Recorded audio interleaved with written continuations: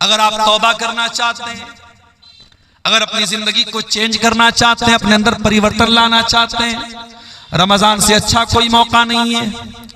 रमजान हमारी जिंदगी में चेंजिंग लाता है। सुबह 4 बजे उठ करके हम आम दिनों में कुछ खाते नहीं है, लेकिन रमजान में उठ करके सहरी खा रहे हैं। दोपहर का खाना हम रोजाना खाते हैं, रमजान में दोपहर का खाना क्या होता है हम भूल जाते हैं। हम दोपहर में कुछ नहीं खाते हैं, हम शाम को 5 बजे इफ्तार कर रहे हैं। रमजान ने हमारे खाने का टाइम चेंज कर दिया, हमारे पान पीने का टाइम चेंज कर दिया, हमारे सोने का टाइम चेंज कर दिया। जो रमजान हमारे खाने पीने सोने का टाइम चेंज कर सकता है, वो रमजान हमारे गुनाहों की दुनिया को भी चेंज कर सकता है। अगर कोई शराब पीता है, आए सच्ची तौबा करे कि इस रमजान से मैं शराब को हाथ नहीं लगाऊंगा। कोई सिगरेट पी रहा है, कोई नशा कर रहा है, कोई ज़िना कर रहा है, आए और इस रमजान में अल्लाह से सच्ची तौबा करे, अल्लाह अब मैं ज़िना के करीब नहीं जाऊंगा, मैं शराब के करीब नहीं जाऊंगा, मैं हराम काम के करीब नहीं जाऊंगा। मेरे प्यारे साथियों, रमजान एक बेहतरीन मौका है अल्लाह से सच्ची तौबा करने का। और इसीलिए रमजान के आखिरी अशरे में जो एक रात आती है, जिस रात को अल्लाह ने खैरुम मिन अल्फि शहर 1000 महीनों से अफजल कहा है। 1000 महीना कितना होता है? 84 साल। एक रात की इबादत 84 साल से भी बेहतर है, उससे अफजल है वो रात रमजान के आखिरी अशरे की कोई रात है। हजरत आयशा ने पूछा, अय अल्लाह के नबी, अराअयता इन अलिमतु अय्य लैलतिन लैलतुल क़द्र, अय अल्लाह के नबी अगर मुझे पता चल जाए कि कौन सी रात कद्र की रात है, अगर मुझे मालूम हो जाए कि कौन सी रात शब कद्र है, मैं उसमें क्या पढ़ूंगी? आपने फरमाया, अय आयशा तुम ये दुआ पढ़ा करो, अल्लाहुम्मा इन्नका अफ़्वुन तुहिब्बुल अफ़्व फ़अफ़ु अन्नी। अय अल्लाह तू माफ करने वाला है, तू माफी को पसंद करता है, मुझको भी माफ कर दे। कितनी प्यारी दुआ है। रमजान के आखिरी अशरे में ताक रातों में है, हम अल्लाह से ये दुआ कर रहे हैं। हम अल्लाह से कारोबार नहीं मांग रहे हैं, जायदाद नहीं मांग रहे हैं, खेत खलिहान नहीं मांग रहे हैं, बच्चों की तंदुरुस्ती नहीं मांग रहे हैं, बीवी की सेहत नहीं मांग रहे हैं। हम क्या मांग रहे हैं? अल्लाहुम्मा इन्नका अफ़्वुन तुहिब्बुल अफ़्व, अय अल्लाह तू माफ करने वाला है और तू माफी को पसंद करता है। अय अल्लाह तू कुरान में बार बार कहता है, व इन ताफू व तस्फहू, ऐ मेरे बंदो तुम माफ कर दो ज्यादा बेहतर है। तुम बदला ले सकते हो, तुम इंतकाम ले सकते हो, मगर माफ कर दो तो ज्यादा बेहतर है। अय अल्लाह तू कुरान में बार बार ये ऐलान करता है, मेरे बंदो माफ कर दिया करो, मेरे बंदो दरगुजर कर दिया करो। अय अल्लाह इन्नका अफ़ू, तू माफ करने वाला है, तुहिब्बुल अफ़्व, माफी को पसंद करता है, फ़अफ़ु अन्नी, अय अल्लाह मैं भी तेरा पापी बंदा हूँ, मैं गुनाहों की गठरी लेके आया हूँ, मैं गुनाहों की पोटली लेके आया हूँ। अय अल्लाह रमजान की ताक रातों में तेरी बारगाह में हाथ उठा के दुआ कर रहा हूँ, अय अल्लाह तू मेरे पापों को माफ कर दे, मुझे दरगुजर कर दे। या इबादियल्लज़ीना असरफू, ऐ मेरे बंदो, ऐ मेरे बंदो तुमने पाप कर करके, तुमने गुनाह कर करके अपनी जानों पर बहुत जुल्म कर लिया, बहुत अत्याचार कर लिया, अपने आप को बहुत सता लिया। ऐ मेरे गुनहगार बंदो आ जाओ, तुम्हारा परवरदिगार तुमको अपने दामन में बुला रहा है, अपनी रहमत में बुला रहा है। ला तक़नतू मिन रहमतिल्लाह, ऐ गुनाह करके अपनी जानों पर जुल्म करने वाले मेरे बंदो तुम अल्लाह की रहमत से कभी मायूस मत होना। जानते हो अल्लाह की रहमत कितनी बड़ी है? चलिए मैं 2 हदीसें आपको पढ़ के सुनाता हूं, अल्लाह की रहमत कितनी बड़ी है। अल्लाह के नबी फरमाते हैं, इन्ना लिल्लाहि मियत रहमा, अल्लाह ताला के पास 100 रहमतें हैं, 99 रहमतें उसने अपने पास रखी है, एक रहमत उसने दुनिया में उतारी है। दुनिया में जो माँ को बच्चों से प्यार है, जो दुनिया के बड़े बड़े दरिंदे, जंगली जानवर, सांप बिच्छू, ये भी अपने बच्चों पर जो दया दृष्टि करते हैं, जो कृपा करते हैं, जो रहम करते हैं, जो मर्सी उनके दिल में आती है, जो प्यार और मोहब्बत एक माँ के दिल में उमड़ता है, जानवरों के दिल में, इंसानों के दिल में, अल्लाह के नबी ने फरमाया वो एक रहमत जो अल्लाह ताला ने दुनिया में उतारी है, उस एक रहमत की वजह से ये होता है जो माँ के दिल में, बच्चा जितना भी ना फरमान हो जाए, माँ कभी बच्चे से रिश्ता नहीं तोड़ती होती है। माँ कभी बच्चे को सताती नहीं है, माँ बच्चे से कभी बदला नहीं लेती है। जंगली जानवरों के अंदर भी, जहरीले जानवरों के अंदर भी अपने बच्चों के लिए जो प्यार है, जो प्रेम है, वो अल्लाह की एक रहमत की वजह से है। 99 रहमतें अल्लाह ताला ने अपने पास रोक के रखी, और वो 99 रहमतें कयामत के दिन अल्लाह ताला अपने गुनहगार बंदों को अता करेगा। अल्लाह उनकी मग़फ़िरत करेगा। दुआ करो अल्लाह की रहमत हमें भी नसीब हो जाए मेरे साथियों। इतना रहीम है वो परवरदिगार। एक जंग का मौका था, जंग में मुसलमानों ने कैदी पकड़े थे। कुछ मर्द भी कैदी बन के आए थे, कुछ औरतें भी कैदी बन के आई थी। उन्हीं कैदियों में एक औरत थी जो अपने बच्चे से बिछड़ गई थी। दूध पीता बच्चा उसका कहीं बिछड़ गया था। नबी अकरम का गुजर हुआ, आपने देखा औरत अपने बच्चे के लिए बहुत बेचैन है। माँ को बच्चे से जो प्यार होता है सारी दुनिया जानती है। माँ की ममता की मिसाल दी जाती है। और जब बच्चा दूध पीने के पीरियड में हो तो न माँ को बच्चे के बिना करार मिलता है, न बच्चे को माँ के बिना करार मिलता है। नबी अकरम ने देखा औरत तड़प रही है बच्चे के लिए। दूर कहीं उसको अपना बच्चा नजर आ गया। औरत दौड़कर अपने बच्चे के पास जाती है, अपने बच्चे को सीने से लगा लेती है, अपने बच्चे को दूध पिलाने लगती है। बच्चा जब माँ के सीने में आता है, बच्चा रोते रोते खामोश हो जाता है। माँ के दिल को भी करार मिल जाता है। नबी अकरम ने फरमाया, ऐ मेरे सहाबा, क्या बताओ ये माँ जो अपने बच्चे से इतना प्यार करती है, क्या अपने बच्चे को आग में डालना चाहेगी? सहाबा ने कहा, अल्लाह के नबी, ऐसा तो कभी नहीं हो सकता। माँ तो अपने बच्चे से बहुत प्यार करती है, माँ अपने बच्चे को कभी आग में नहीं डालेगी। आपने फरमाया, लल्लाहु अरहमु बिइबादिही मिन हाज़िहिल मरातिबि वलदिहा। ऐ मेरे सहाबा, इस औरत को अपने बच्चे से जो प्यार है, इस औरत को अपने बच्चे से जो प्रेम और मोहब्बत है, उससे कहीं ज्यादा मोहब्बत अल्लाह ताला अपने बंदों से करता है। अल्लाह अपने बंदों को जहन्नम की आग में डालना नहीं चाहता है, लेकिन बंदे अल्लाह की इतनी नाफरमानियां करते हैं, शिर्क करते हैं, कत्ल करते हैं, ज़िना करते हैं और फिर तौबा भी नहीं करते हैं। इसलिए अल्लाह ताला जहन्नम की आग में डालेगा। वरना अल्लाह ताला तो बहुत रहीम है, अपने बंदों को जहन्नम की आग में वो नहीं डालना चाहता। कुरान की आयत सूरह ज़ुमर की आयत नंबर 53 हमें ये बता रही है कि अल्लाह कितना रहीम है मेरे प्यारे साथियों। इसीलिए इस्लाम हमको सिखाता है हम अल्लाह की रहमत से कभी मायूस न हो। इब्राहीम अलैहिस्सलाम के पास फरिश्ते आते हैं और आकर के कहते हैं, इब्राहीम आपको बेटा होने वाला है। उन्होंने कहा, मुझे बेटा होगा? 80 साल की उम्र हो चुकी है, बुढ़ापे में मुझे बेटा होगा? फरिश्तों ने कहा कि हाँ आपको बेटा होगा, और इब्राहीम आप अल्लाह की रहमत से मायूस न हो। इब्राहीम अलैहिस्सलाम ने जवाब दिया, वमन यक़नतु मिन रहमति रब्बिही इल्ला ज़ाल्लून। ऐ फरिश्तों, कैसी बात कर रहे हो? अल्लाह की रहमत से तो वही लोग मायूस होते हैं जो गुमराह होते हैं, जो भटक जाते हैं। ईमान वाला कभी अल्लाह से मायूस नहीं होता है। याकूब अलैहिस्सलाम को देखो, याकूब अलैहिस्सलाम एक बेटा जिसका नाम यूसुफ था, वो बेटा बचपन में भाइयों की साजिश से गायब हो जाता है।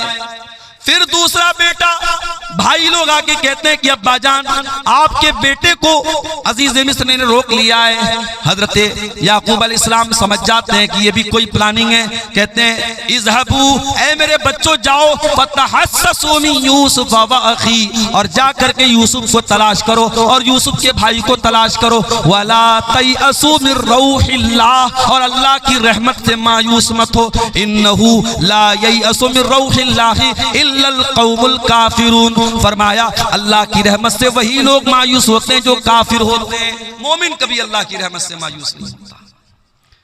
इसीलिए जो कुरान का तरीका है वो अल्लाह के अजाब का डर भी हमारे दिल में होना चाहिए और अल्लाह की रहमत की उम्मीद भी हमारे दिल में होनी चाहिए।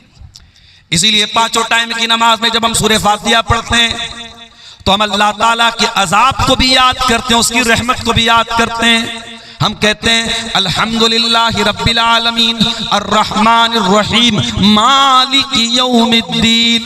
तमाम तारीफें उस अल्लाह के लिए हैं जो सारी कायनात का रब है, जो बहुत मेहरबान है, बहुत रहम वाला है और बदले के दिन का मालिक है। वो डे ऑफ जस्टिस का मालिक है, वो इंसाफ के दिन का मालिक है। वो इंसाफ भी करेगा, वो बंदों को उनके अमाल का बदला भी देगा। हमें अल्लाह के अजाब का डर भी होना चाहिए और उसकी रहमत की उम्मीद भी होनी चाहिए। इसीलिए रहमान रहीम भी कहा गया और मालिकी यौमिद्दीन भी कहा गया। तो कुरान की आयत दुनिया के तमाम गुनहगारों को दावत दे रही है। ऐ शराब पीने वालों, ऐ जिना करने वालों, ऐ कत्ल करने वालों, ऐ गलत कामों में अपने हाथों को मुलव्विस करने वालों, ला तक़नतू मिर रहमतिल्लाह, तुम अल्लाह की रहमत से मायूस मत होना। लोग कहते हैं सुबह का भूला शाम को लौट जाए, उसे भूला नहीं कहते, लेकिन दुनिया वाले फिर भी माफ नहीं करते हैं। शराबी अगर सुधर भी जाए तो ताना मारने वाले ताना मार देते हैं, अरे ये तो पहले शराब पिया करता था। कोई बुरा इंसान नेक बन जाए, दुनिया वाले कभी न कभी ताना मार देते हैं, अरे तुम्हारे पहले की जिंदगी क्या हमें मालूम नहीं है, तुम पहले कैसे थे। उसके माजी को याद दिला दिला करके, उसकी पिछली जिंदगी को याद दिला दिला करके लोग ताना मारते हैं। मगर ऐ अल्लाह, तू कैसा करीम है, तू कैसा रहीम है, तू क्या एक ऐलान कर रहा है। फरमाया मेरे बंदो इन्नल्लाह यगफिरुज़्ज़ुनूब जमीआ, तुम सच्ची तौबा तो कर लो, तुम अल्लाह से माफी तो मांग लो, तुम अल्लाह के सामने अपने आंसुओं को बहा तो लो, तुम अल्लाह के सामने गिड़गिड़ा तो लो। अल्लाह तुम्हारे तमाम गुनाहों को माफ करने को तैयार है। अल्लाह एक बार भी पलट के पिछले गुनाहों का तुमसे कोई हिसाबो किताब ना लेगा, एक बार पलट करके तुम्हारी पिछली जिंदगी का नाम भी ना लेगा। अल्लाह सारे गुनाहों को माफ कर देगा। इन्नहु हुवल गफूरुर रहीम, अल्लाह बहुत बख्शने वाला, बहुत रहम करने वाला है। कुल या इबादियल्लज़ीना अस्रफू अला अनफुसिहिम, ऐ मेरे बंदो जिन्होंने गुनाह करके अपनी जान पर जुल्म किया है। अच्छा, अल्लाह ने यह क्यों कहा कि गुनाह करके अपनी जान पर जुल्म किया है? इसमें भी एक सबक है। जब हम कोई पाप करते हैं, जब हम कोई गुनाह करते हैं तो दूसरों का नुकसान नहीं करते, हम पहले अपना नुकसान करते हैं।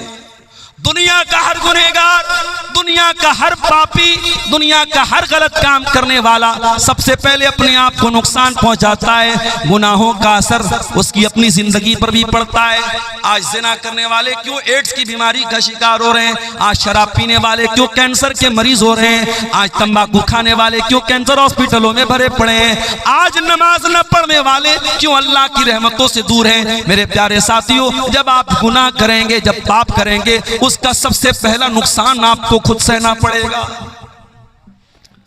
हमारे बाप आदम, हमारी माँ हव्वा आराम से जन्नत में रहते थे। अल्लाह ने खुली छूट दी थी, तुम्हें जो खाना है खा लो, जो पीना है पी लो, आराम से जन्नत में रहो।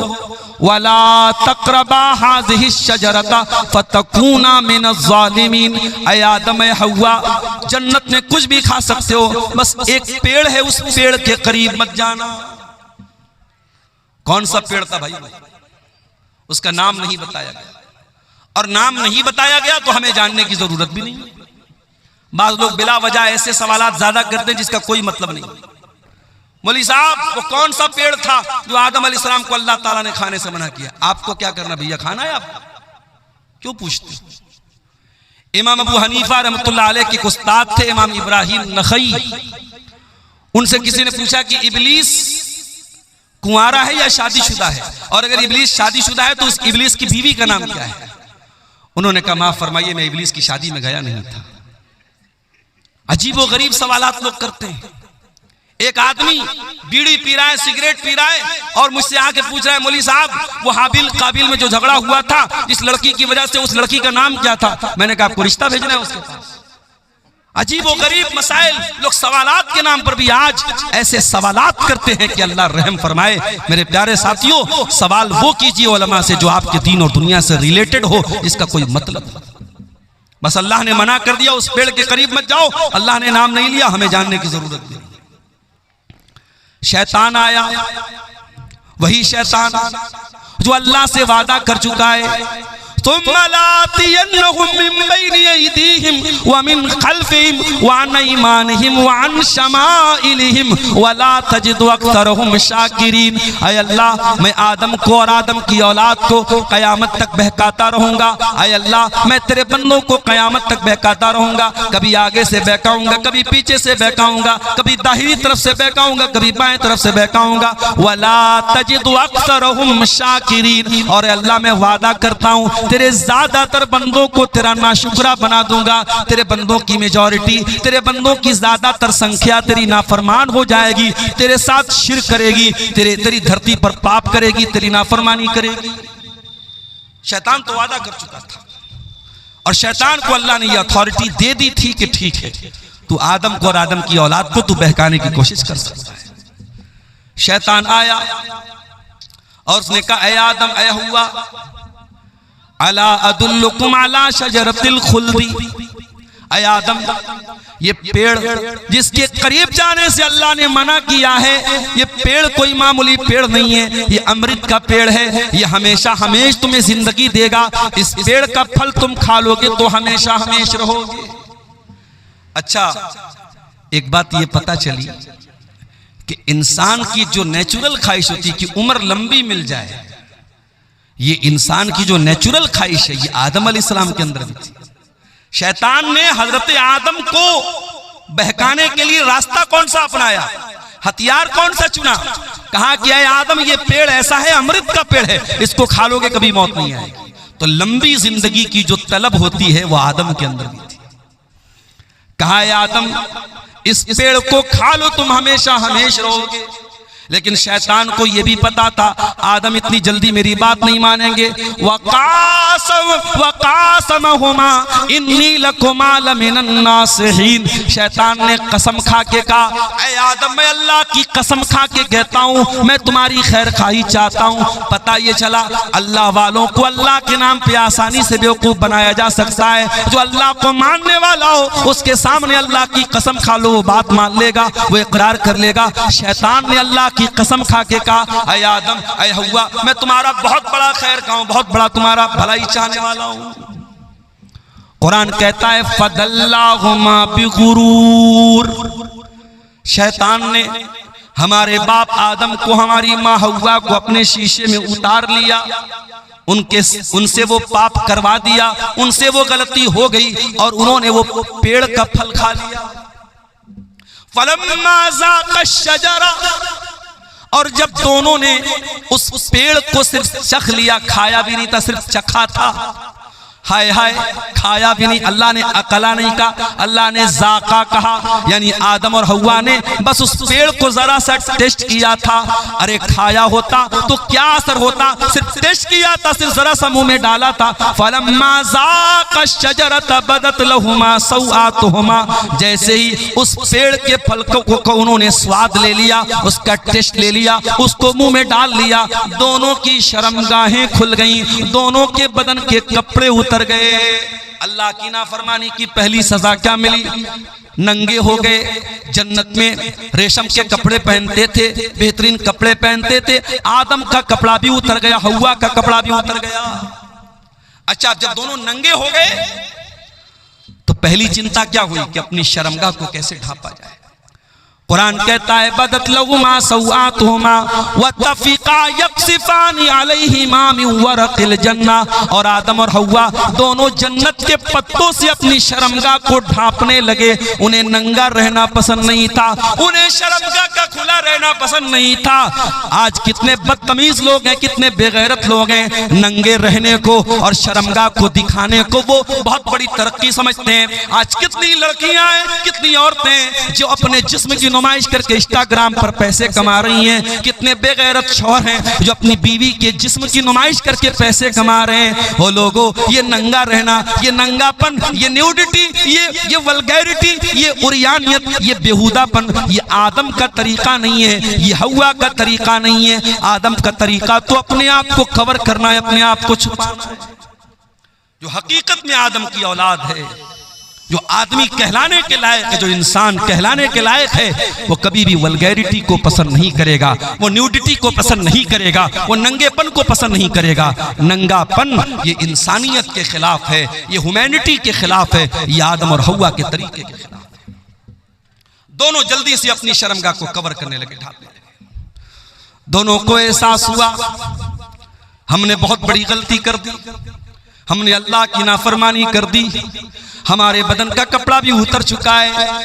दोनों ने अल्लाह की बारगाह में हाथ उठाया और क्या दुआ की, जरा दुआ के अल्फाज पे गौर करो। फरमाया रब्बना ज़लमना अनफुसना व इल्लम तगफिर लना व तरहमना लनकूनन्न मिनल खासिरीन।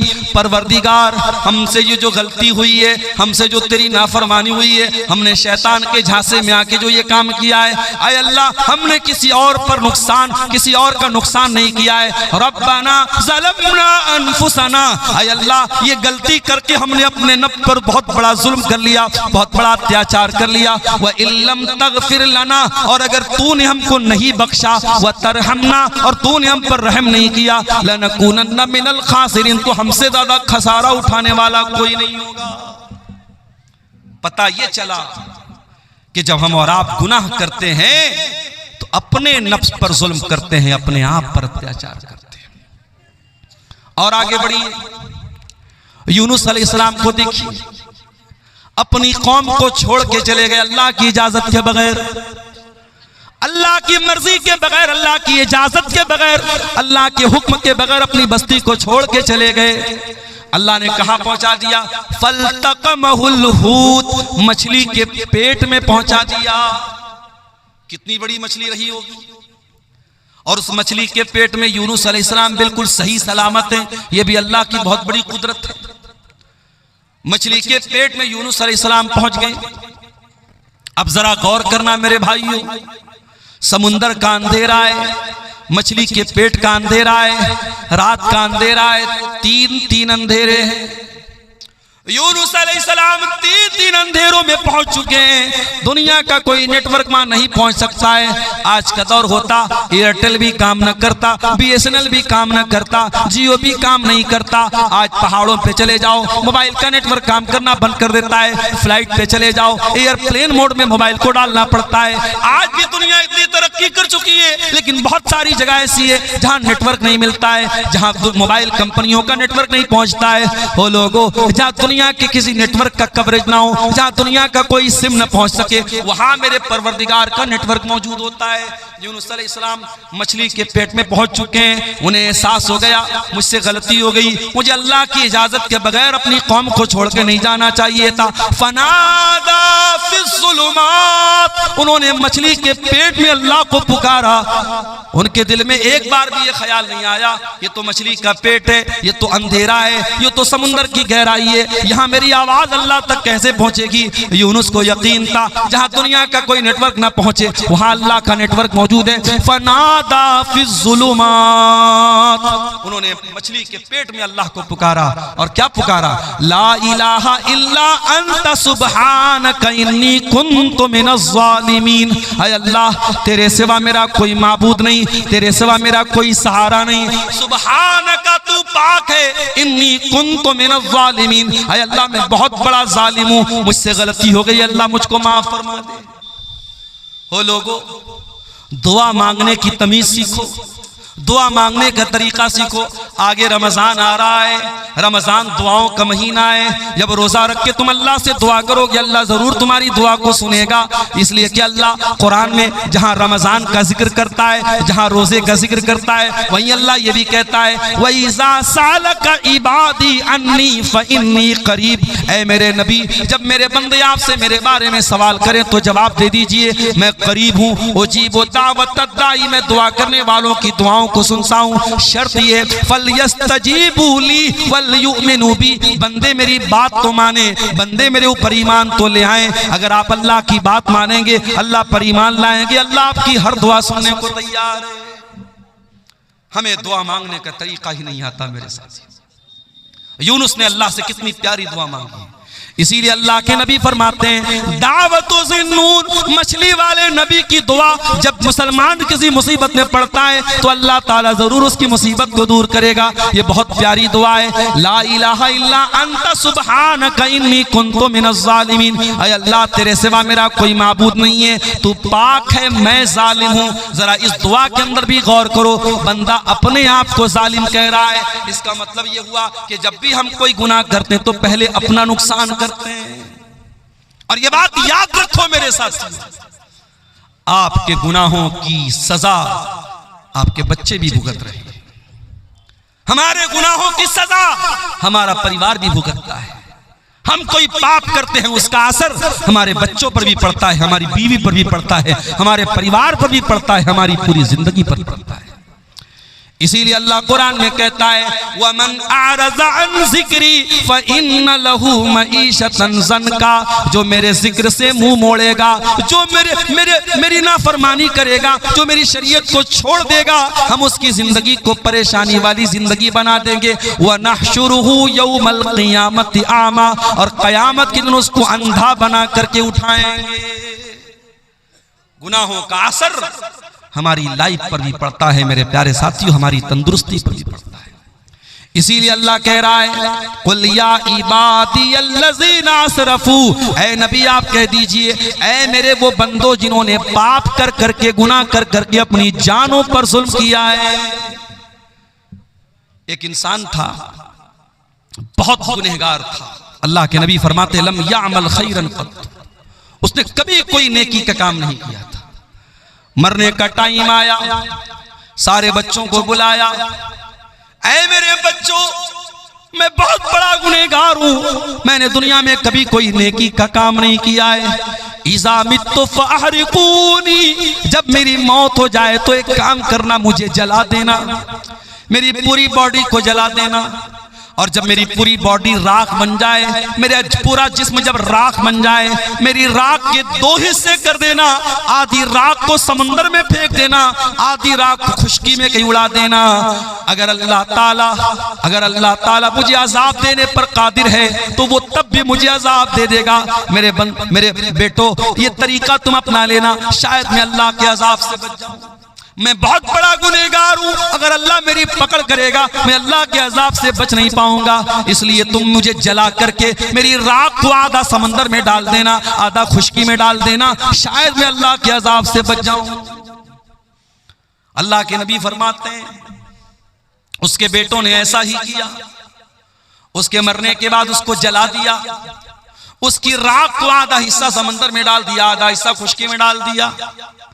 अल्लाह ताला कुल्ले शैइन कदीर है, अल्लाह ने उसकी राख के सारे जर्रात को इकट्ठा करके उसे दोबारा जिंदा किया आलम बरज़ख में।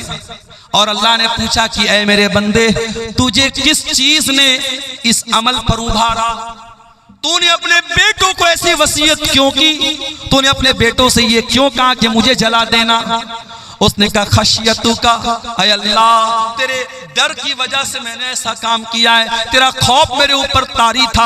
ऐ अल्लाह मैं बहुत गुनहगार था, मुझे डर लग रहा था तू अगर मुझे पकड़ लेगा तो मैं बच नहीं पाऊंगा, तेरे डर की वजह से मैंने ऐसा किया है। अल्लाह ने फरमाया ऐ मेरे बंदे जा, अगर तूने मेरे डर से ऐसा किया है जा, मैं तेरे डर की कदर करता हूँ। और अल्लाह ने उस बंदे को जिसने जिंदगी में कभी कोई नेकी का काम ना किया था, अल्लाह के डर की वजह से उसने ऐसी वसीयत की थी, अल्लाह ने उस बंदे को जहन्नम से बचा करके जन्नत में दाखिल कर दिया। इतना करीम है हमारा परवरदिगार मेरे प्यारे साथियों।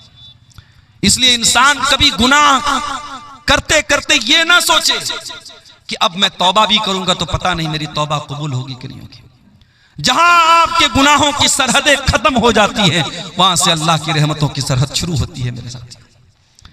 इसीलिए अल्लाह के नबी फरमाते, बड़ी लंबी हदीस है हजरत अबू ज़र ग़िफ़ारी की, और ये वो हदीस है अबू ज़र ग़िफ़ारी जब ये हदीस बयान करते थे तो उनसे बयान करने वाले अबू इद्रीस खौलानी ताबई जब इस हदीस को पढ़ने लगते थे तो घुटनों के बल गिर कर के रोने लगते थे। बड़ी लंबी हदीस है, मैं उस हदीस का आखिरी टुकड़ा आपके सामने पढ़ रहा हूं।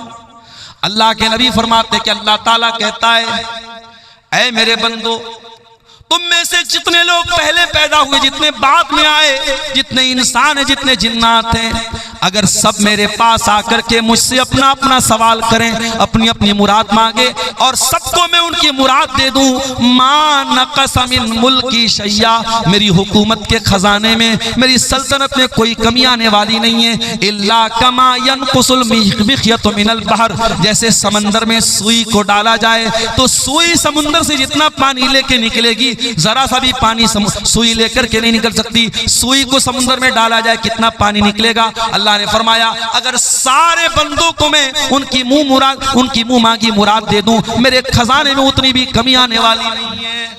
उसके बाद अल्लाह के नबी कहते हैं, अल्लाह ताला कहता है, ऐ मेरे बंदो, अगर सारी दुनिया के लोग सबसे ज्यादा मुत्तकी बन जाएं, परहेजगार बन जाएं, मा ज़ादा फी मुल्की शैया, मेरी सल्तनत में कोई बढ़ोतरी होने वाली नहीं है। सारी दुनिया के इंसान और जिन्नात कानू अला अफ़जर क़ल्बि रजुल, सब मेरे नाफरमान बन जाएं, सब गुनहगार बन जाएं, मा नक़स मिन मुल्की शैया, मेरी सल्तनत में कोई कमी आने वाली नहीं है। हम अगर गुनाह करते हैं मेरे साथी, हम अगर पाप करते हैं तो हम अपना नुकसान करते हैं, अल्लाह का कोई नुकसान नहीं करते हैं। अल्लाह की शान में, उसकी हुकूमत में कोई कमी आने वाली नहीं है मेरे प्यारे साथी। इसीलिए हमें और आप को चाहिए कि हम अल्लाह की तरफ रुजू करें, हम अल्लाह से सच्ची तौबा करें। और सूरह ज़ुमर की आयत हमें उसी तौबा की तरफ बुला रही है मेरे साथी। कुल या इबादियल्लज़ीना असरफू अला अनफुसिहिम ला तक़नतू मिन रहमतिल्लाह, ऐ नबी आप कह दीजिए, ऐ मेरे बंदो जिन्होंने गुनाह कर कर के अपनी जानों पर जुल्म किया है, ला तक़नतू मिन रहमतिल्लाह, तुम अल्लाह की रहमत से कभी मायूस मत होना। 14 फरवरी की तारीख अभी गुजरी है, पूरी दुनिया में इसको वैलेंटाइंस डे के नाम से मनाया जाता है।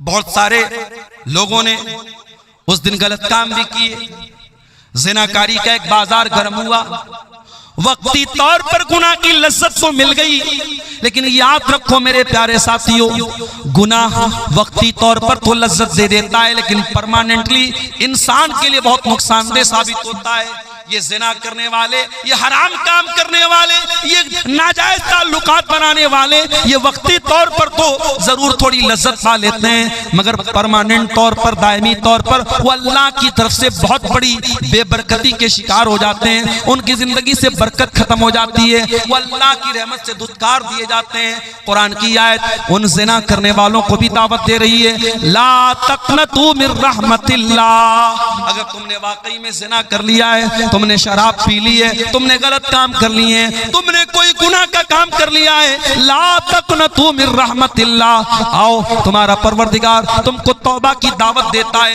आ जाओ अल्लाह से सच्ची तौबा कर लो, अल्लाह तुमको कबूल करने को तैयार है। आज तो हालात ये हैं, अदालत में अपराधी पकड़ा जाता है, झूठा गवाह ला करके अपराधी अपने आप को बचा लेता है। पैसे वाला होता है, जज से भी समझौता कर लेता है, वकीलों से, अच्छे वकीलों को हायर करके अपने आप को बचा लेता है। अल्लाह की अदालत में तो ऐसा होने वाला नहीं है मेरे साथी। अल्लाह की अदालत में ना झूठा गवाह आएगा, न कोई गलत सबूत आप लेकर आ पाएंगे। अल्लाह की अदालत में तो अल्लाह जबान पर मुहर लगा देगा।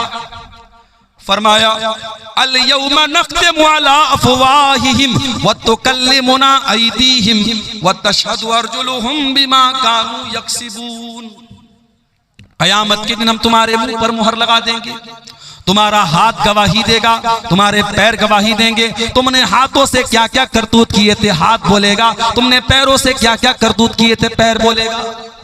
हत्ता इज़ा मा जाऊहा शहीदा अलैहिम समउहुम व अबसारुहुम व जुलूदुहुम बिमा कानू यामलून, क़यामत के दिन जब तुम अल्लाह की बारगाह में आओगे, तुम्हारा कान भी तुम्हारे खिलाफ गवाही देगा।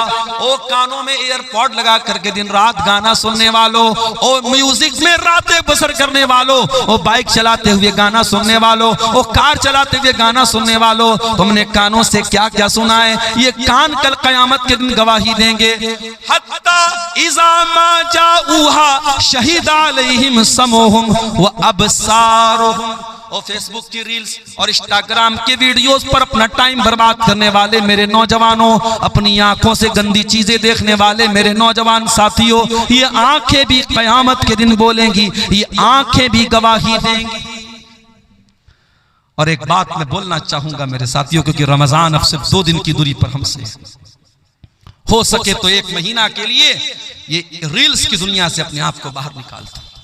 ये रील्स कोई मामूली चीज नहीं है, ये रील्स गंदी फिल्मों से बड़ा किरदार अदा कर रही है, हमारे बच्चों को बर्बाद कर रही है, हमारी लड़कियों को बर्बाद कर रही है। इन रील्स को मेरे भाइयों रमजान की रातों को बर्बाद करने का जरिया मत बनाना, रमजान के दिनों को बर्बाद करने का जरिया मत बनाना। नेकी का मौसम आ रहा है, नेकी का महीना आ रहा है, हो सके तो कम से कम 1 महीना फेसबुक और इंस्टाग्राम को छोड़ देना, रील्स को छोड़ देना। और अगर नहीं छोड़ते हो तो याद रखो, ये आंखें भी क़यामत के दिन गवाही देगी और ये चमड़ी भी गवाही देगी। वक़ालू लिजुलूदिहिम लिमा शहिदतुम अलैना। और इंसान बोलेगा अपनी चमड़ी से कि तू कैसे गवाही दे रही है, तू कैसे बोल रही है। क़ालू अंतक़नल्लाहुल्लज़ी अंतक़ कुल्ल शै। इंसान की चमड़ी कहेगी कि अल्लाह ने हमको बोलना सिखाया है, इसलिए आज हम बोल रहे हैं। तो दुनिया में हमारे झूठे गवाह हमें बचा लेंगे, मगर अल्लाह की अदालत में कोई झूठा गवाह नहीं होगा। वहां कान गवाही देगा, वहां आंखें गवाही देंगी, वहां हाथ गवाही देंगे, वहां पैर गवाही देंगे। इसलिए मेरे प्यारे साथियों, इससे पहले कि अल्लाह की अदालत में हमारा केस जाए, हम दुनिया में अल्लाह से सच्ची तौबा कर लें, हम अल्लाह के सामने माफी मांग लें। नबी अकरम के पास एक सहाबी आए, उनका नाम था माइस बिन मालिक अस्लमी।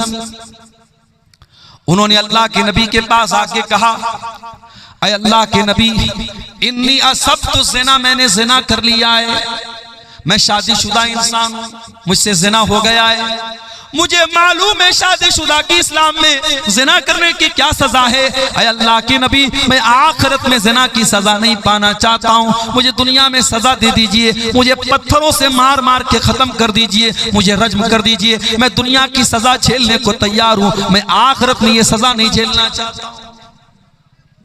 नबी अकरम ने अपने सहाबा से कहा, जरा पता लगाओ इन्होंने शराब तो नहीं पी है। सहाबा ने मुंह सूंघा, अय अल्लाह के नबी शराब के नशे में नहीं है। फिर आपने पता लगाओ इनका दिमाग तो नहीं खराब हो गया है, इनको पागलपन का दौरा तो नहीं आ रहा है। सहाबा ने तहकीक करके बताया, अय अल्लाह के नबी दिमाग भी बिल्कुल ठीक ठाक है। आपने फरमाया अच्छा जाओ बाद में आना। नबी ने एक मौका और दे दिया। कुछ दिनों के बाद माइस बिन मालिक अस्लमी फिर आते हैं, अय अल्लाह के नबी मुझे ज़िना की सजा दे दीजिए, मैंने बहुत बड़ा पाप कर लिया है। आपने फरमाया जमीन में गड्ढा खोदो। गड्ढा खोदा गया, माइस का आधा धड़ गड्ढे में डाला गया, आधा धड़ बाहर रखा गया और पत्थरों से मार मार के माइस बिन मालिक अस्लमी को कत्ल किया गया। उनको ज़िना की सजा दी गई, उनको रज्म किया गया, उनको मार दिया गया। जब माइस को ये सजा दी गई, आपने उनके मरने के बाद कहा इनको दफनाया जाए, मैं इनका जनाजा पढ़ाऊंगा। हजरत उमर फारूक ने कहा अल्लाह के नबी कैसी बात कर रहे हैं, एक ज़ानी का जनाजा आप पढ़ाएंगे, एक ज़िना करने वाले के जनाजे की नमाज आप पढ़ाएंगे। आपने फरमाया लक़द ताब तौबतन लौ ताबहा सबऊन मिन अहलिल मदीनति लवसियतहुम। ऐ उमर तुम्हें क्या मालूम ये इसने कितनी सच्ची तौबा की है। ऐ उमर ये चाहता तो अपने आप को बचा सकता था, कौन जानता था इसने ज़िना किया है। इसने आकर के मेरे पास सच्ची तौबा की है, इसने आकर के अपने गुनाह का इकरार किया है। ऐ उमर इसने इतनी सच्ची तौबा की है, अगर मदीना के 70 गुनहगार भी ऐसी तौबा कर लेते तो अल्लाह 70 गुनहगारों को माफ कर देता। नबी ने जनाजे की नमाज पढ़ाई और इस वाक़े के कुछ ही दिनों के बाद अल्लाह के रसूल के पास एक औरत आती है। उस औरत का नाम तो नहीं मालूम, लेकिन वो कबीले गामिद की औरत थी, गामिदिया, उसको हदीसों में गामिदिया का नाम आया है। गामिदिया औरत आती है और वो आकर के कहती है अल्लाह के नबी मुझे पाक कर दीजिए, मैंने भी ज़िना किया है। और बाज़ उलमा ने लिखा कि माइस बिन मालिक असलमी ने इसी के साथ ज़िना किया था, वल्लाहु आलम, इसका कोई प्रूफ नहीं है। उसने आकर के कहा, अल्लाह के नबी मुझे ज़िना की सजा दे दीजिए। आपने उसको टालने की कोशिश की।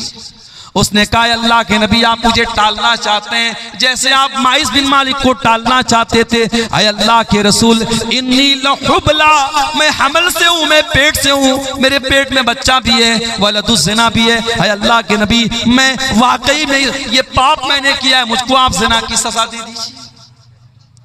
नबी अकरम ने कहा, अगर वाकई में तुम हमल से हो तो जाओ, जब बच्चे की डिलीवरी हो जाए, जब बच्चा पैदा हो जाए, तब तुम मेरे पास आना। यहाँ अपराधी अपने आप को बचाता है, यहाँ अपराधी खुद चल के आया है और अल्लाह के नबी उसको बचने का मौका दे रहे हैं। 9 महीने का टाइम आपने दे दिया। 9 महीने के बाद जब बच्चा पैदा हो गया, वो औरत अपने बच्चे को गोद में लेकर के आती है।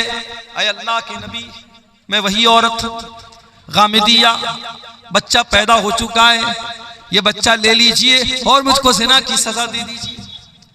आपने फरमाया, नहीं नहीं, बच्चा अभी बहुत छोटा है, अभी माँ के दूध के बिना ये बच्चा नहीं रह पाएगा।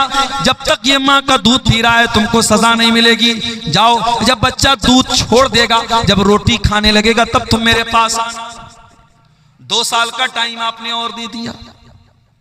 जरा गौर करो मेरे प्यारे साथियों, 2 साल लंबा टाइम होता है।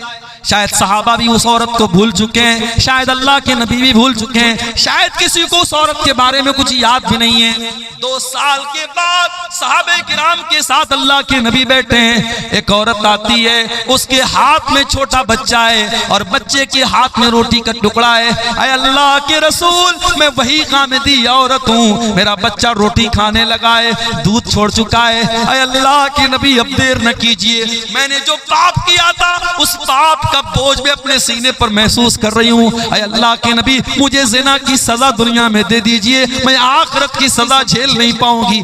तहिरनी या रसूल अल्लाह, अय अल्लाह के नबी मुझे पाक कर दीजिए। आपने बच्चा एक मुसलमान के हवाले किया।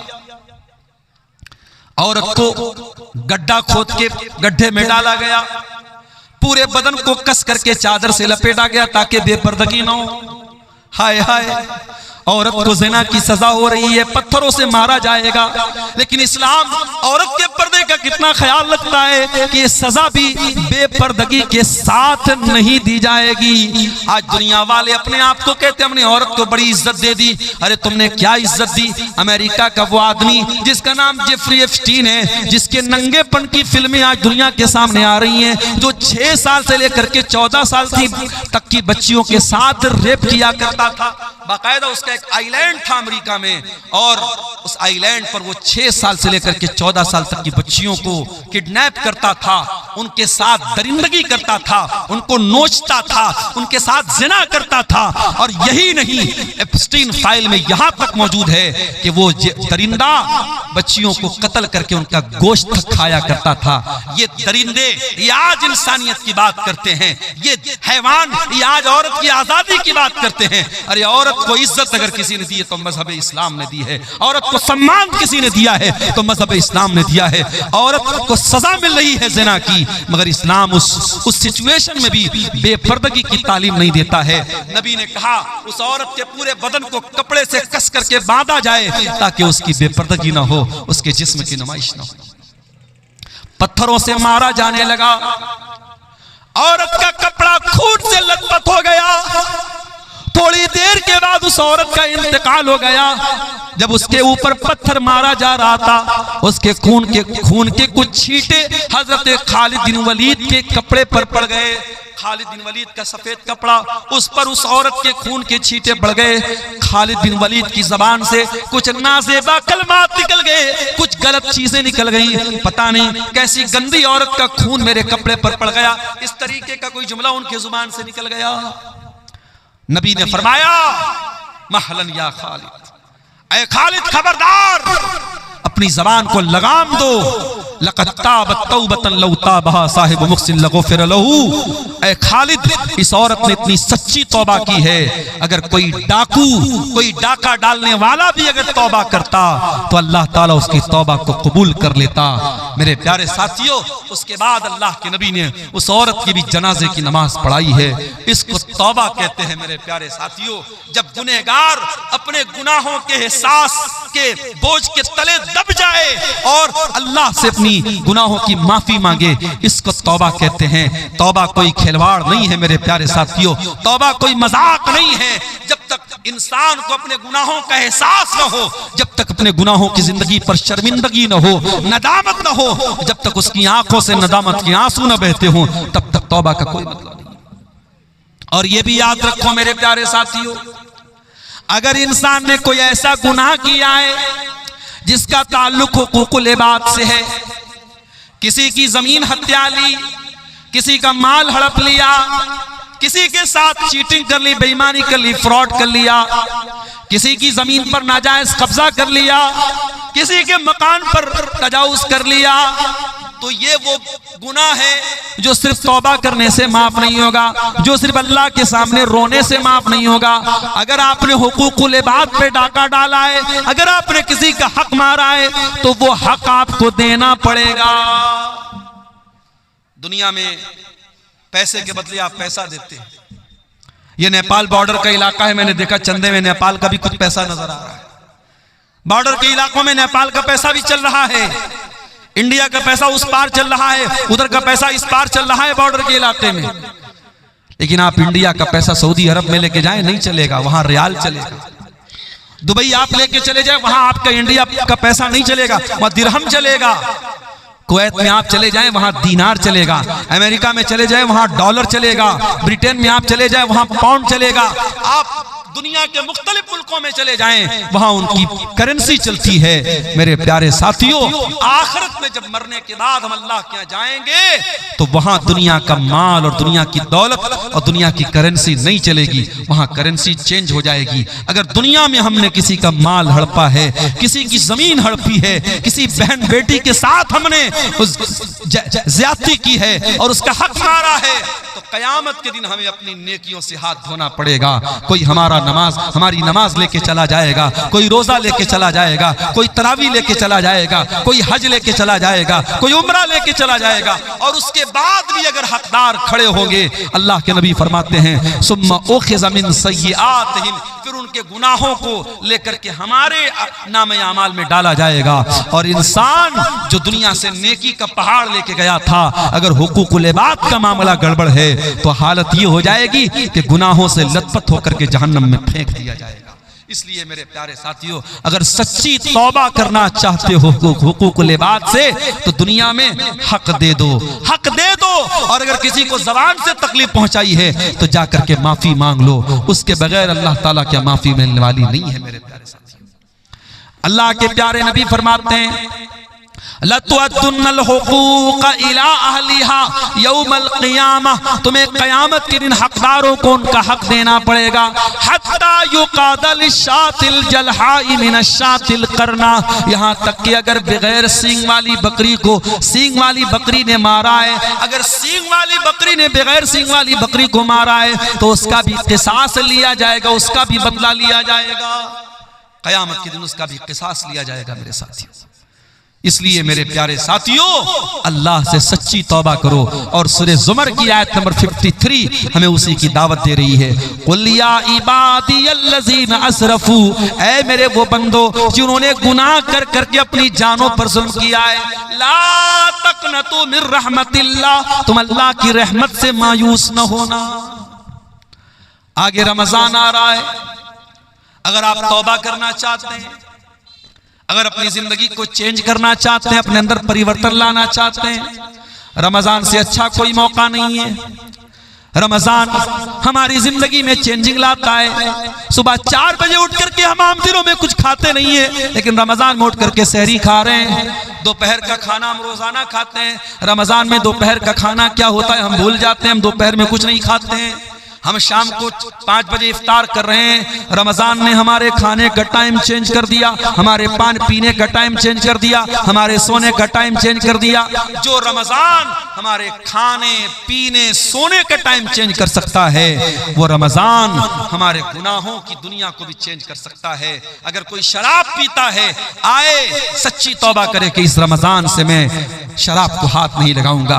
कोई सिगरेट पी रहा है, कोई नशा कर रहा है, कोई जिना कर रहा है, आए और इस रमजान में अल्लाह से सच्ची तौबा करे, अल्लाह अब मैं जिना के करीब नहीं जाऊंगा, मैं शराब के करीब नहीं जाऊंगा, मैं हराम काम के करीब नहीं जाऊंगा। मेरे प्यारे साथियों, रमजान एक बेहतरीन मौका है अल्लाह से सच्ची तौबा करने का।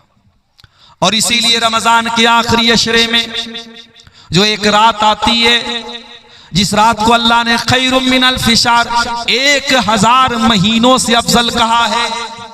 1000 महीना कितना होता है? 84 साल। एक रात की इबादत 84 साल से भी बेहतर है, उससे अफजल है वो रात रमजान के आखिरी अशरे की कोई रात है। हजरत आयशा ने पूछा, अय अल्लाह के नबी, अराअयता इन अलिमतु अय्य लैलतिन लैलतुल क़द्र, अय अल्लाह के नबी अगर मुझे पता चल जाए कि कौन सी रात कद्र की रात है, अगर मुझे मालूम हो जाए कि कौन सी रात शब-ए कद्र है, मैं उसमें क्या पढ़ूंगी? आपने फरमाया, अय आयशा तुम ये दुआ पढ़ा करो, अल्लाहुम्मा इन्नका अफ़्वुन तुहिब्बुल अफ़्व फ़अफ़ु अन्नी, अय अल्लाह तू माफ करने वाला है, तू माफी को पसंद करता है, मुझको भी माफ कर दे। कितनी प्यारी दुआ है। रमजान के आखिरी अशरे में, ताक रातों में है, हम अल्लाह से ये दुआ कर रहे हैं। हम अल्लाह से कारोबार नहीं मांग रहे हैं, जायदाद नहीं मांग रहे हैं, खेत खलिहान नहीं मांग रहे हैं, बच्चों की तंदुरुस्ती नहीं मांग रहे हैं, बीवी की सेहत नहीं मांग रहे हैं। हम क्या मांग रहे हैं? अल्लाहुम्मा इन्नका अफ़्वुन तुहिब्बुल अफ़्व, अय अल्लाह तू माफ करने वाला है और तू माफी को पसंद करता है। अय अल्लाह तू कुरान में बार बार कहता है, व इन ताफू व तस्फहू, अय मेरे बंदो तुम माफ कर दो ज्यादा बेहतर है। तुम बदला ले सकते हो, तुम इंतकाम ले सकते हो, मगर माफ कर दो तो ज्यादा बेहतर है। अय अल्लाह तू कुरान में बार बार ये ऐलान करता है, मेरे बंदो माफ कर दिया करो, मेरे बंदो दरगुजर कर दिया करो। अय अल्लाह इन्नका अफ़ू, तू माफ करने वाला है, तुहिब्बुल अफ़्व, माफी को पसंद करता है, फ़अफ़ु अन्नी, अय अल्लाह मैं भी तेरा पापी बंदा हूँ, मैं गुनाहों की गठरी लेके आया हूँ, मैं गुनाहों की पोटली लेके आया हूँ। अय अल्लाह रमजान की ताक रातों में तेरी बारगाह में हाथ उठा के दुआ कर रहा हूँ, अय अल्लाह तू मेरे पापों को माफ कर दे, मुझे दरगुजर कर दे। ये दुआ भी मेरे प्यारे साथियों हमें सिखा रही है कि रमजान का बहुत अहम काम क्या है, हम तौबा करें। और बड़े बदनसीब हैं वो लोग जो रमजान में 14 घंटे भूखे रहते हैं, प्यासे रहते हैं, बीवी के पास नहीं जाते हैं, हलाल चीजों को अल्लाह के हुक्म पर छोड़ देते हैं, लेकिन हराम छोड़ने को तैयार नहीं है। अगर आप 14 घंटे हलाल छोड़ सकते हैं अल्लाह के हुक्म पर, तो हराम क्यों नहीं छोड़ सकते? यही तो ट्रेनिंग दे रहा है रमजान, यही तो ट्रेनिंग दे रहा है रोजा, कि अगर आप फजर से लेकर के मगरिब तक खाना हलाल है, पानी हलाल है, बीवी हलाल है, अगर आप हलाल चीजों को छोड़ सकते हैं तो ऐ शराब पीने वाले तू शराब क्यों नहीं छोड़ सकता? ऐ ज़िना करने वाले तू ज़िना क्यों नहीं छोड़ सकता? ऐ हराम रिलेशनशिप में अपनी जिंदगी बर्बाद करने वाले, अपने बीवी को धोखा देने वाले शौहर, अपने शौहर को धोखा देने वाली बीवी, तू क्यों नहीं हराम रिश्ते से तू तौबा कर सकती है? अगर तू अल्लाह के हुक्म पर हलाल को छोड़ सकती है तो हराम को क्यों नहीं छोड़ सकती है? कभी आपने गौर किया है मेरे साथ? हम जब रमजान में रोजा रखते हैं, गर्मी का मौसम होता है, अभी तो फरवरी में रमजान शुरू हो रहा है, हमने तो अप्रैल और मई में भी रमजान देखा है, सख्त गर्मी में भी हमने रमजान का रोजा रखा है। जब गर्मी में रोजा आता है हम क्या करते हैं? सुबह फजर के टाइम हमने सहरी की है, जोहर का टाइम आया, हम मस्जिद में आए, वजू बनाने के लिए हमने पानी मुंह में डाला, कुल्ली के लिए पानी मुंह में डाला, हमने हलक बिल्कुल सूख के कांटा बना है, पानी मुंह में गया है, पानी के 2-4 कतरे अगर हलक के नीचे डाल ले, कौन देखने वाला है? कोई कैमरा तो नहीं लगा है यहाँ पे, हमारे बगल वाले को भी नहीं मालूम होगा कि हम कुल्ली करने के लिए मुंह में पानी डाल रहे, पानी अंदर जा रहा है, उसको भी नहीं पता चलेगा। लेकिन गौर कीजिए वो कौन सी ताकत है मेरे साथियों, पानी मुंह में जा रहा है मगर बाहर आ रहा है, हलक के नीचे आप उतरने नहीं देते हैं। इसी का नाम तकवा है और रमजान यही तकवा हमें सिखाता है। या अय्युहल्लज़ीना आमनू कुतिबा अलैकुमुस्सियामु कमा कुतिबा अलल्लज़ीना मिन क़ब्लिकुम लअल्लकुम तत्तक़ून। ऐ ईमान वालों, ये रमजान तुम्हें तकवा सिखाने के लिए दिया गया है। ये रोजा तुम्हें तकवा सिखा रहा है, ये तकवा की ट्रेनिंग दे रहा है। मेरे साथियों, असर का टाइम हो गया, भूख और प्यास के मारे आपका बुरा हाल है। आप अपने कमरे में आते हैं, कमरे में फ्रिज रखा हुआ है, फ्रिज में केला भी है, अनार भी है, अमरूद भी है, सेब भी है, शहद भी रखा हुआ है, तरह तरह की चीजें रखी हुई है। आप अगर कमरा बंद करके 2-4 केले खा ले, कौन पूछने वाला है? 2-4 सेब खा ले, कौन पूछने वाला है? 2-4 चीजें खा ले, कौन पूछने वाला है? ठंडा ठंडा पानी पी ले, कौन पूछने वाला है? लेकिन यही तकवा होता है मेरे प्यारे साथियों। हम उस गर्मी के मौसम में असर के टाइम भी मस्जिद घर में बैठे हैं, लेकिन हम खाने पीने की चीजों को मुंह में नहीं डालते हैं। मेरे अजीजों, मेरे भाइयों, मेरे बुजुर्गों, अगर रमजान हमें ये तकवा सिखाता है तो रमजान हमें तौबा भी सिखाता है। हम अल्लाह से सच्ची तौबा करें। जो नमाज नहीं पढ़ते हैं, आए और तौबा करें और इरादा करें कि इस रमजान से 5 टाइम की नमाज की पाबंदी शुरू करेंगे। और ऐसी वैसी पाबंदी नहीं, नमाज से ऐसी पाबंदी नमाज की होनी चाहिए कि एक टाइम की भी नमाज छूटे तो ऐसा लगे कि हाँ, जिंदगी में कुछ मिस हो गया, कुछ छूट गया। बगैर नमाज के सुकून न मिले, बगैर नमाज पढ़े नीयत ना आए, ऐसा ताल्लुक मेरे प्यारे साथियों नमाज से हमारा हो जाए। और कोशिश ये कीजिए कि रमजान में 5 टाइम की नमाज जमात से पढ़िए, बिला मजबूरी की आप जमात मत छोड़िए। और अजान की आवाज सुनते ही सारा काम बंद, सारी चीजों को पेंडिंग में डाल दीजिए, पहले मस्जिद में आइए और कोशिश कीजिए कि हर नमाज में आप वक्त के पहले मस्जिद में पहुंच जाएं, ताकि जब इमाम अल्लाह अकबर कह करके नमाज शुरू करे, जब पहली तकबीर हो तो आप पहली तकबीर में शामिल हो जाएं। अल्लाह के प्यारे नबी फरमाते हैं, लौ यअलमुन्नासु मा फिन निदाई वस्सफ़िल अव्वल, अगर लोगों को पता चल जाए कि इकामत में शामिल होने का क्या सवाब है और पहली सफ में शामिल होने का क्या सवाब है, तो लोगों को अगर पर्ची डाल के आना पड़े और कुरान अंदाजी करके आना पड़े तो पर्ची डाल करके आएंगे, मगर पहली सफ में जगह पाएंगे। मेरे प्यारे साथियों, रमजान में एक टाइम की नमाज भी न छूटती पाए, ये हम कोशिश करें। और हम ये भी कोशिश करें कि रमजान की रातें, दिन में तो हम भूखे प्यासे रहते हैं और रात में बैठ करके मोबाइल पर कोई फिल्में देख रहा है, कोई गाने सुन रहा है, कोई चैटिंग कर रहा है, वो हालात हमारे साथ नहीं होने चाहिए। रमजान की रातों को भी हम बचा करके रखें। और खास तौर से जब रमजान का आखिरी अशरा आ जाए, जिसमें ताक रातों में हमें शब कद्र को तलाश करने का हुक्म है। आखिरी अशरे के बारे में हजरत आयशा कहती हैं, जब रमजान का आखिरी अशरा आता था, अल्लाह के नबी पूरी पूरी रात जागते थे, अपने घर वालों को जगाते थे और कमर कस लेते थे। हमारे यहाँ उल्टी बात है, आखिरी अशरा आता है, कोई मार्केटिंग कर रहा है, कोई बीवी का कपड़ा देखने के लिए मार्केट जा रहा है, औरतें मेकअप का सामान लेने के लिए बाजार जा रही हैं। अल्लाह के वास्ते आखिरी अशरे को शॉपिंग का अशरा मत बनाओ, उसे खरीदारी का अशरा न बनाओ। मेरे प्यारे साथियों, आखिरी अशरे में कोशिश करो कि हम ज्यादातर अपना टाइम इबादत में गुजारें। और इसीलिए एतिकाफ जैसी इबादत को आखिरी अशरे में सुन्नत करार दिया गया, ताकि आखिरी अशरे में हम अल्लाह को राजी करें। मेरे प्यारे साथियों, सूरह ज़ुमर की वो आयत हमें दावत दे रही है, या इबादियल्लज़ीना अस्रफू अला अनफुसिहिम, ऐ मेरे बंदो, अगर तुमने गुनाह कर करके अपनी जानों पर जुल्म किया है, आओ ला तक़नतू मिर रहमतिल्लाह, तुम अल्लाह की रहमत से मायूस मत हो। इन्नल्लाह यग़फ़िरुज़्ज़ुनूब जमीआ, अल्लाह तुम्हारे सारे पापों को, सारे गुनाहों को माफ कर देगा। इन्नहु हुवल गफूरुर रहीम, अल्लाह बहुत बख्शने वाला, रहम करने वाला है। मेरे अजीजों, ये चंद सवालात हमारे सामने आए हैं, जल्दी जल्दी इनका जवाब भी देख लेते हैं। रोजे की फजीलत पर कहा गया है कि कुछ बयान कर दीजिए। मेरे प्यारे साथियों, रोजे की इससे बढ़ के क्या फजीलत होगी कि जन्नत के 8 दरवाजे हैं और जन्नत के 8 दरवाजे में एक दरवाजा जिसका नाम बाबुर रैयान है, वो खास रोजेदार के लिए। और ये भी याद रखिए, रोजा एक सीक्रेट इबादत है। हम जब रोजा रखते हैं, हम हकीकत में रोजा है कि नहीं ये सिर्फ हम जानते हैं, हमारा अल्लाह जानता है। हम चाहे तो रोजा हम ना रखें और बिल्कुल होंठ हमारा सूखा रहे, चेहरा बिल्कुल उतरा रहे और लोगों को देख के लगे कि ये बहुत बड़ा रोजेदार है, तो रोजा मेरे और अल्लाह के बीच का मामला है।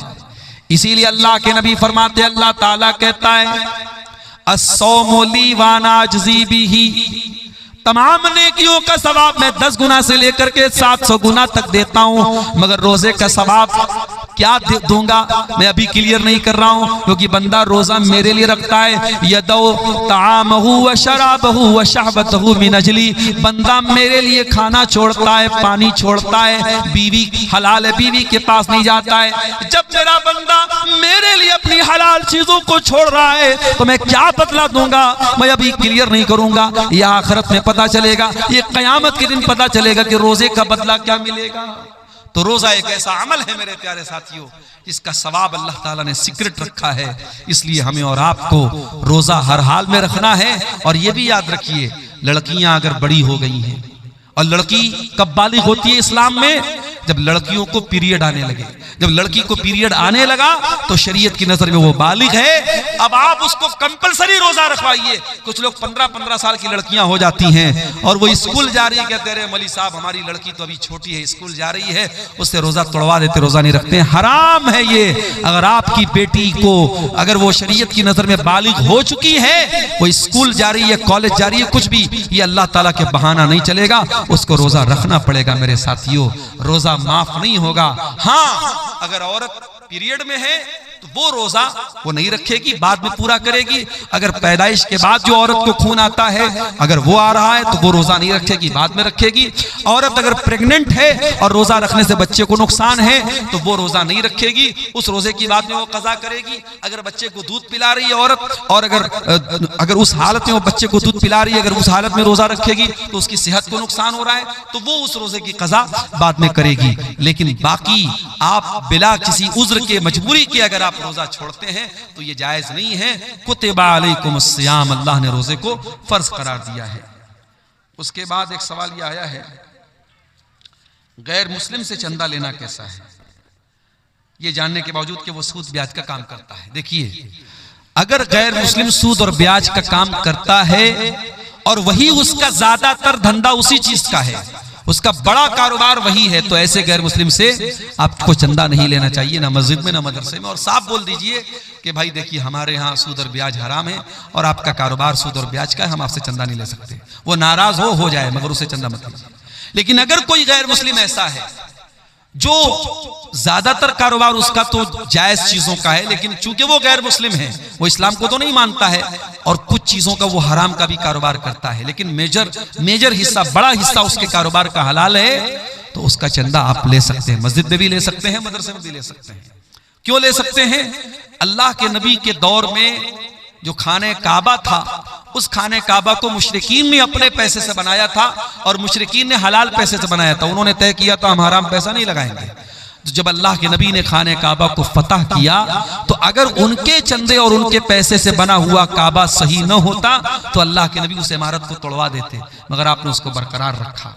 और नबी के दौर में गैर मुस्लिमों से जो अल्लाह के नबी के जो ताल्लुकात थे, उसमें भी कहीं हमको ये चीज़ नहीं मिलती है कि आपने उनके साथ खाने पीने को मना किया हो, या उनसे लेन देन को मना किया हो, या उनके तोहफे तहफ़ को लेने से मना किया हो आपने। हाँ, जहाँ मजहबी मामला आ जाएगा, उनके किसी मजहबी त्यौहार में हम शामिल नहीं होंगे, किसी शिरकिया त्यौहार में शामिल नहीं होंगे, और किसी शिरकिया त्यौहार में मिलने वाला कोई सामान है उसमें हम शामिल नहीं होंगे। वल्लाहु आलम बिस्सवाब।